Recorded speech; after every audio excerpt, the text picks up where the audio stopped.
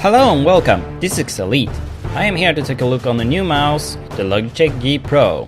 My previous mouse have been a Razer DeathAdder and I've been really happy with it.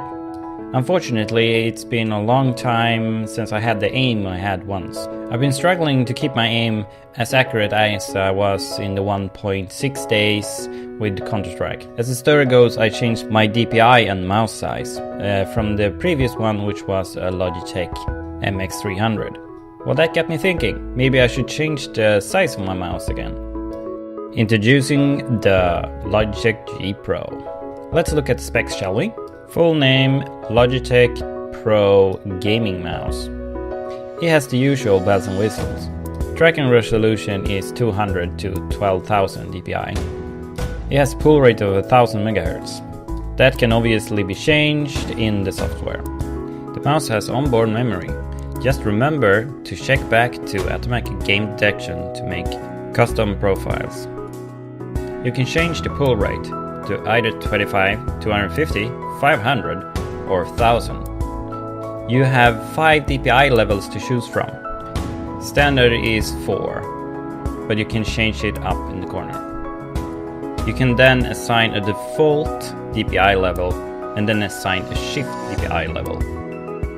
You can create custom profiles for your games. I have 5 profiles, plus a default profile. Changing keys is easy. Just press a key and change the different options. Keystroke, multi-key, text block, mouse function, media, hotkeys, shortcut, function, and ventrilo. Multi-keys are used for macros. There is full RGB lighting. You can turn a logo on and off, put on a color cycle, or breathing effect.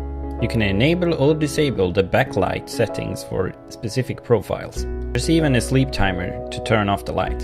You can customize your mouse to your mouse pad or use one of the 3 default options.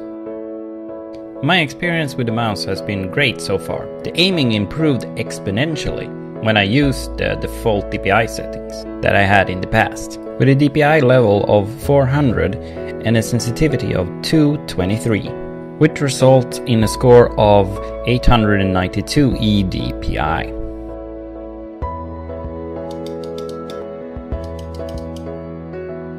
The tactile feel from the arm switches feels great.